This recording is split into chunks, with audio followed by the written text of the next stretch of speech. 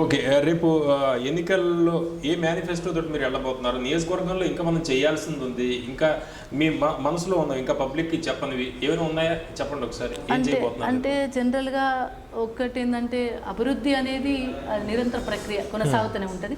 60 సంవత్సరాల్లో చేయలేంది, గత ప్రభుత్వాలు ఏలిన 60 సంవత్సరాల్లో చేయలేంది 4.5 సంవత్సరాల్లో చేసి చూపెట్టాము. మళ్ళీ అవకాశం ఇస్తే ఇంతకంటే ఎక్కువ అభివృద్ధి చేయడానికి డెఫినెట్. అంటే ముఖ్యంగా సాగునీరు అయితే ప్రాధాన్యత, ఫస్ట్ ప్రాధాన్యత డెఫినెట్గా రేపు సాగునీరుకే ఇస్తాం. మంచినీటి సమస్య తీరింది కాబట్టి, తాగునీటి సమస్య తీరింది కాబట్టి సాగునీటికి ప్రాధాన్యతనిస్తాం. 24 గంటల కరెంట్ ఎలాగిస్తున్నాం, రేపు రైతులను ఆదుకోవడానికి మా మేనిఫెస్టో కూడా రాబోతా ఉంది. అంటే ఎక్సర్సైజ్ చేస్తున్నారు దాని మీద. డెఫినెట్గా మేనిఫెస్టో వస్తుంది. మేనిఫెస్టో ఏమో రాష్ట్ర వ్యాప్తంగా ఉంటుంది. నియోజకవర్గంలో కూడా రేపు ఏం చేయబోతున్నామో ప్రతి గ్రామంలో కూడా మనం చెప్పబోతా ఉన్నాం. ముఖ్యంగా ఇక్కడ టౌన్లో పట్టణానికి సంబంధించి ఇప్పటికే దాదాపు 40-50 కోట్లతో రోడ్డు హైవే మంజూరైంది. 4 హైవేలు వస్తూ ఉన్నాయి. ఈ ప్రాంతం డెవలప్ కావాలంటే డెఫినెట్గా హైవేస్ చాలా అవసరం. హైవేస్ కూడా నర్సాపూర్ అంటే హైదరాబాద్ నర్సాపూర్ మీదుగా బోధన వరకు హైవే మంజూరైంది. ఇక్కడ నుండి ఎలకతుర్తి వరకు ఇంకో హైవే మంజూరైంది. రీజియన్ రింగ్ రోడ్ కూడా మంజూరైంది. అట్లనే ఇక్కడ రింగ్ రోడ్ కూడా మంజూరైంది. అంటే ఇవన్నీ రావడం వల్ల ఈ ప్రాంతానికి ఒక కళ వస్తుంది, ఈ ప్రాంతానికి ఒక అభివృద్ధి జరిగే అవకాశం వస్తుంది. కాబట్టి ఆ హైవేస్ మీద కూడా డెఫినెట్గా మంజూరైనాయి కాబట్టి, డిపిఆర్లు కూడా రెడీ అయినాయి కాబట్టి త్వరలో వాటన్నిటిని కూడా కంప్లీట్ చేస్తాం కాబట్టి అది కూడా వస్తుంది. అదేవిధంగా రైలు ఇక్కడికి అంటే తెలంగాణ రాష్ట్రం వస్తేనే, తెలంగాణ టీఆర్ఎస్ వస్తేనే అవన్నీ కంప్లీట్ అవుతాయి మీ వల్ల అంటారు. డెఫినెట్గా తెలంగాణ రాష్ట్ర అభివృద్ధి జరగాలంటే కేసీఆర్ ద్వారానే జరుగుతుంది. గతంలో వీళ్ళందరూ ఉన్నారు కదండి, గతంలో వీళ్ళందరూ పాలకులుగా ఉన్నారు, పరిపాలన కొనసాగించారు. తెలుగుదేశం పార్టీని చూశారు, కాంగ్రెస్ పార్టీని చూడారు. అదొక 40 ఏళ్ళు, ఇదొక 20 ఏళ్ళు, 60 ఏళ్ళు గడిచిపోయినాయి కానీ ఇక్కడ అట్లాంటి అభివృద్ధి లేదు కదా. అలాంటి 4.5 ఏళ్లను ఇన్ని చేశాము, మళ్ళీ ఇంకా 5 ఏళ్లలో ఇంకా చేసి. అవును, ఇక్కడ ముఖ్యంగా రైలు కావాలని చెప్పేసి గతంలో చాలా మంది కూడా ప్రయత్నం చేశారు. ఇక్కడ ఇందిరాగాంధీ ప్రాతినిధ్యం వహించింది, అయినప్పటికీ కూడా ఇక్కడ రైలు లాంటిది ఏం రాలేదండి. గతంలో మరి తెలంగాణ ఉద్యమం జరుగుతున్న సందర్భంలో ఇక్కడ రైళ్లు మంజూరైతే ఒక పైసా కూడా అప్పుడున్న ప్రభుత్వాలు ఇవ్వలే. మరి గౌరవ ముఖ్యమంత్రి గారు, గౌరవ కేసీఆర్ గారు మరి ఇక్కడ రైల్వే లైన్ రావాలనే ఉద్దేశం కొద్ది ఇక్కడ నిధులు కేటాయించడం జరిగింది. ఆ నిధులను కూడా 50% central government, 50% state government. State government నిధులు విడుదల చేస్తేనే సెంట్రల్ గవర్నమెంట్ ఇస్తుంది. గతంలో ఇవ్వలే ఆ ప్రభుత్వాలు, కానీ మ్యాచింగ్ గ్రాంట్ మన కేసీఆర్ గారు మంజూరు చేశారు. దాదాపు రైలు కూడా ఒక లైన్ ప్రారంభమైంది, చాలా చివరి దశకు వచ్చింది. త్వరలోనే అది కూడా మెదక్కు రైలు కూత కూడా వినబడుతుంది. అంటే ఇవి ఇంకా చేయాల్సినవి ఉన్నాయండి. ఇంకా ఎందుకంటే అభివృద్ధి అనేది నిరంతర ప్రక్రియ, వేగంగా జరగాలి, వేగంగా జరిగించుకోవాలి. ప్లస్ ఇంకోటి ఏంటంటే ఏ ఫలాలను అంటే ఏ పథకాలను ప్రవేశపెడితే ఈ ప్రాంతానికి ఏం చేస్తే ఇక్కడ అభివృద్ధి అయితే అనేది ఆలోచన ఉండాలి. ఆలోచన ఉన్న వ్యక్తి కేసీఆర్ గారు. డెఫినెట్గా దాని ద్వారా రేపు ప్రతి ఫలాలను కూడా ఈ ప్రజలు అందుకోబోతారు. అందుకే నేను ప్రజలందరినీ కూడా రిక్వెస్ట్ చేసేది, కానీ ప్రజలందరూ మా మీద విశ్వాసం ఉన్నది కూడా అందుకే. ఓకే, గత ఎన్నికల్లో విజయశాంతి పోటీ చేశారు, ఇప్పుడు ఆవిడ పోటీ చేసినా ఇప్పుడు ఇక్కడ పోటీ చేసే పరిస్థితి కనిపిస్తుందా? పోటీ చేస్తే అలాగే ఉంటుందా మళ్ళీ పరిస్థితి? ఎవరు పోటీ చేసినా కానీ మేము సిద్ధంగా ఉన్నామండి. ఇక్కడ ఎవరైనా పోటీ కదా, ఎవరు వచ్చినా కానీ ఇక్కడ ఉన్న ప్రజల మీద నాకు విశ్వాసం ఉంది. ఇక్కడ ఉన్న ప్రజలకు అభివృద్ధి ఫలాలను అందించగలిగాము. ఈ పరిపాలన బాగుందని, కేసీఆర్ గారి పరిపాలన బాగుందని కూడా ఇక్కడ ప్రజలు నమ్ముతున్నారు. డెఫినెట్గా రేపు వీళ్ళుంటేనే పనులు జరుగుతాయనే ఒక విశ్వాసం ప్రజల్లో కల్పించగలిగినాం. అది ఎవరన్నా కానివ్వండి, పోటీ ఉంటుంది. ఎలక్షన్ అన్న తర్వాత డెఫినెట్గా పార్టీలు వస్తూ ఉంటాయి, రకరకాలుగా చెప్తూ ఉంటారు, వస్తూ ఉంటారు, పోతూ ఉంటారు.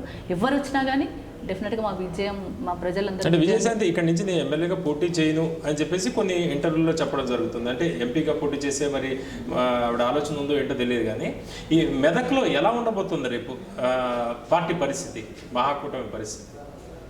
ఎవరు వచ్చినా అంటే మహాకూటమి తరఫున ఎవరిచ్చినా ప్రజలు నమ్మే పరిస్థితులు లేరండి. ఎందుకని గతంలో వాళ్ళు ప్రజలకు చేసింది ఏం లేదు.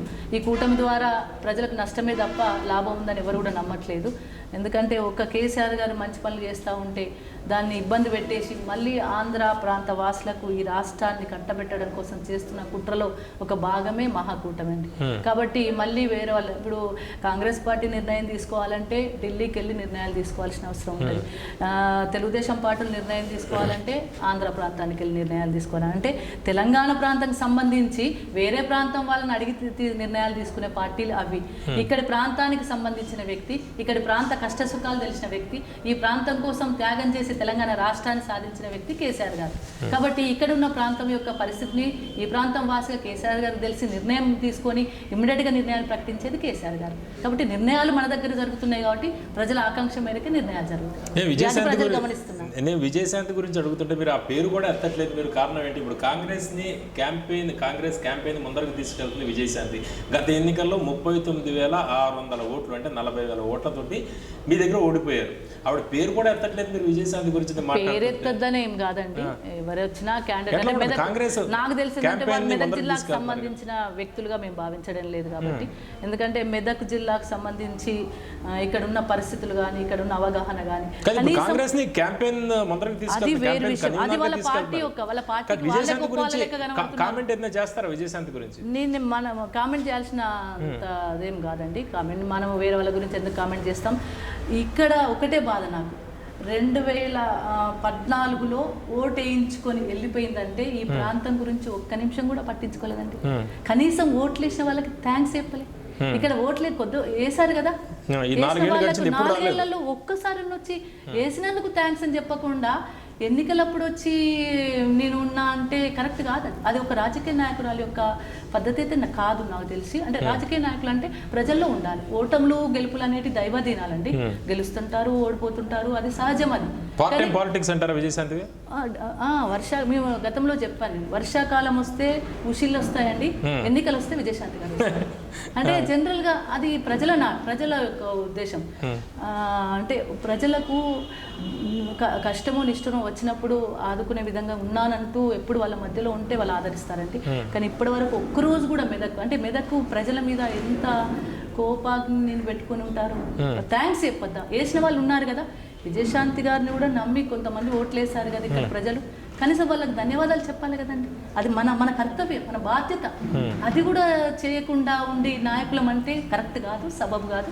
ప్రజలకు తెలుసు వాళ్ళు ఏం చేయాలో ప్రజలే డిసైడ్ చేసుకుంటారు. ఎట్లా ఆవిడ క్యాంపెయిన్ ముందరగా ఉండి తీసుకెళ్తుంది, ఎలా ఉంటుంది? అది వాళ్ళ పార్టీ నమ్ముకున్నది. మీకు ఎలా అనిపిస్తుంది? ఎందుకంటే గతంలో ప్రత్యర్థులుగా మీరు ఇలా ఒకళ్ళకొకళ్ళు విమర్శలు రువ్వుకున్నారు. అలాంటి పరిస్థితుల్లో విజయశాంతి గురించి ఏం చెప్తారు? ఇప్పుడు పార్టీని మొత్తం రాష్ట్ర కాంగ్రెస్ క్యాంపెయిన్ ముందర మా మెదకు ప్రజలు ఉన్నారు కదండి, వాళ్ళు ఇచ్చిన తీర్పే, మెదకు ప్రజల తీర్పే అంతడు కూడా కనబడుతుందండి. అంటే అట్లా కాదు.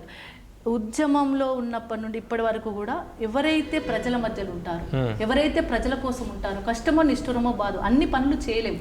కొన్ని పనులు వాళ్ళ కోసం చేయాలి, కొన్నిసార్లు ధైర్యం చెప్పాలి, కొంచెంసార్లు స్వాంతనియాలి, కొంచెంసార్లు ఆదుకోవాలి. కొన్నిసార్లు అట్లాంటి ఉన్న వాళ్ళను ప్రజలు డెఫినెట్గా ఎవరైనా సరే ఆదరిస్తారు. వాళ్ళు ఎవరైనా సరేనండి ఆదరిస్తారు.